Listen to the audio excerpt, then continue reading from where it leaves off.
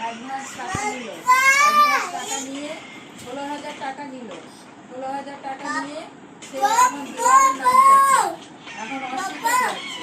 আমরা যে সকল ঘরটা ছেড়ে দিয়েছি, ছেড়ে দিয়ে আমরা অন্য জায়গায় এসেছি, টাকা চাইতে গেলাম, বলে কি যে অ্যাডভান্স টাকা তোমরা দাওনি। হ্যাঁ, এদিকে 16,000 টাকা নিল।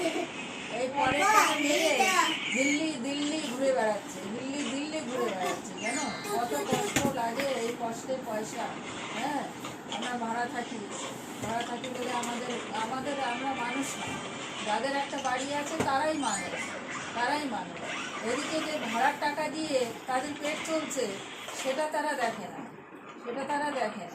আর টাকা নেওয়ার বেলায় তখন কত মিষ্টি কথা, আর দেওয়ার বেলায় তখন হাত উল্টে দেয়, তখন বলে টাকা দাওনি।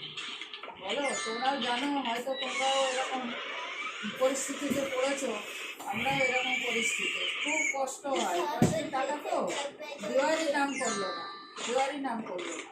হ্যাঁ, এখন সেই টাকা নিয়ে কোথায় ঘুরে বেড়াচ্ছে, আবার ভিডিও ছাড়ছে। এইসব হতচ্ছাড়াদের কি করতে হয় জানো?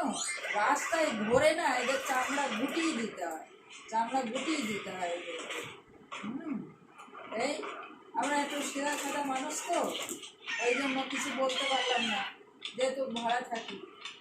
বাড়িওয়ালা ওরা, ওদের বাড়ি আছে তো লোকের পয়সা তো মেরে খাচ্ছি, বাড়ি আছে তাও।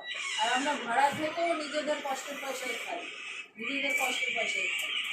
জানো, এইরকম মানুষ আজকাল বেইমান, এত বেইমান মানুষ।